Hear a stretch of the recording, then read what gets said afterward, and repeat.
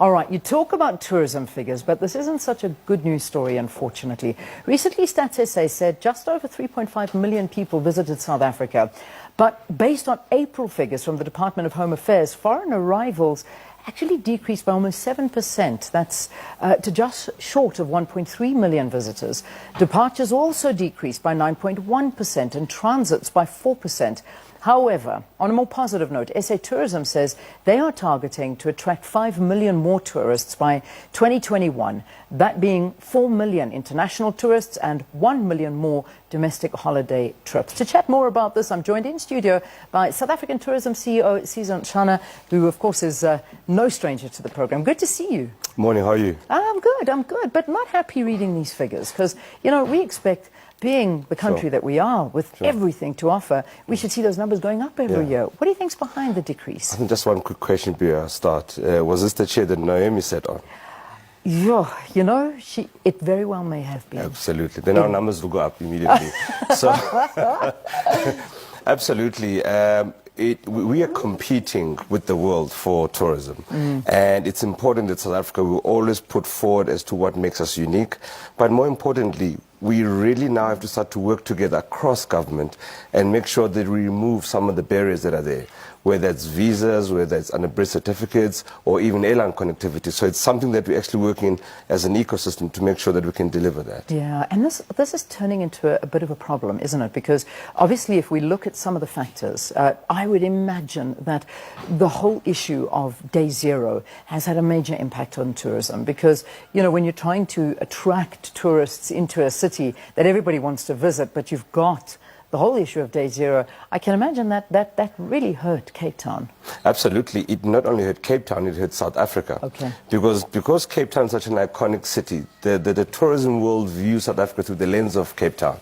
So if Cape Town is in a drought, they assume that the rest of the country is a bit of a problem. Yeah. So when someone cancels their 10-day trip, probably 2 days of it is Cape Town, they cancel the entire thing. We had to go on a charm offensive around the world to really explain what day zero is. That is actually a dramatic campaign to get local consumption of water down. The problem is in the world that we live in, you can't contain messaging. It actually goes viral, it goes international. And we really had to put that narrative coming through.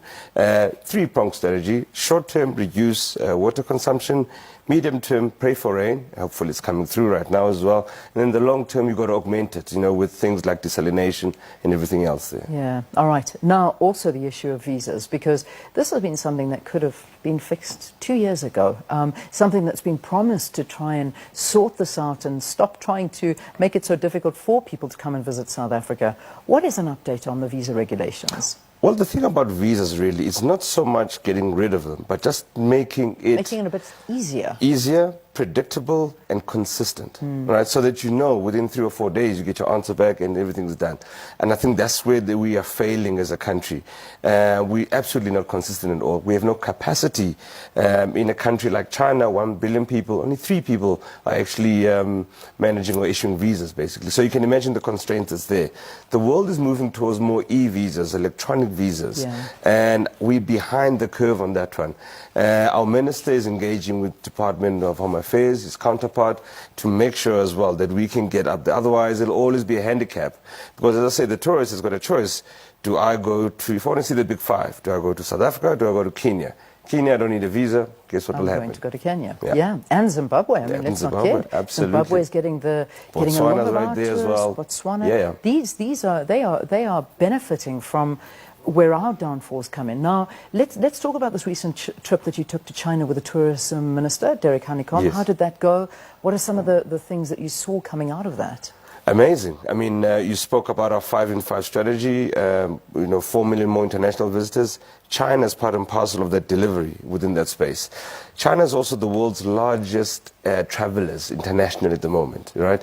145 million Chinese people traveled in 2017, and only 6% of them actually have passports. So you can imagine the upside that's there. We took with the delegation of 40 tour operators products to really showcase the different capabilities that South Africa has to offer. everything from cultural tourism to safari to beach to township tourism, rural tourism, right across the board, whatever tickles their fancy. Yeah, great. I mean, it's good to hear that we are and continue to sell our country. But the problem is that some of the stories coming out of South Africa deter tourists. And also, and please correct me if I'm wrong, I imagine the whole issue of land expropriation without compensation. Some people also seeing perhaps a little bit of violence flaring up, the stories of crime also being a bit of a deterrent. Are you hearing stories like that as to why people perhaps don't want to visit South Africa? They're a bit scared. Safety and security is actually top of mind. And I was actually listening to the conversation that you had earlier on, is that we've got to get that right. It's a hot button in South Africa. Here's the thing, is that when an incident happens on a tourist, especially international tourists, it makes bigger news in the home market than in South Africa. So we tend to look at it and kind of move on. But in the home market, like in China, it's a very, very big and a top-of-mind view. So we've got to get the whole thing around safety and security right. We've got to make sure that visitors feel comfortable. They also feel secured walking in our country, exploring our country as well. Because once we have that in mind, we've got to know that we've got to protect them as well. Yeah, which is of utmost importance, and people don't want to come on holiday and never go back home, and that's real. But if we put it all in perspective, the reality is that we as South Africans are our purse strings are very tight at the moment. I mean, petrol is going up, VAT was just pushed up. Our entire quality of life is getting more and more expensive every single day, and I imagine local tourism as well is beginning to suffer through that as well. You're seeing a lot of South Africans holding back where they can. So, you know, this also being a bit of a problem for the overall GDP of the country. Absolutely, and add on top of that, our ridiculous Gini coefficient. You actually start to see how little the middle class is in South Africa. The majority is actually way outside that. So you're fighting for share of wallet as to where South Africans should be spending, you know, their disposable income. And you're absolutely right. I mean, tourism is about mobility. When the fuel price goes up, it directly links to the pockets of the individuals. We are, however, working very hard to inspire, to make sure that we engender a culture of travel all the way from primary school, you know, to as an adult as well. And, you know, we want people to explore the country and not to look at it as a nice to have, but actually as a sense of inherently ingrained within them as well, part of the lifestyle. We're making inroads. We also shine the spotlight on not so obvious places.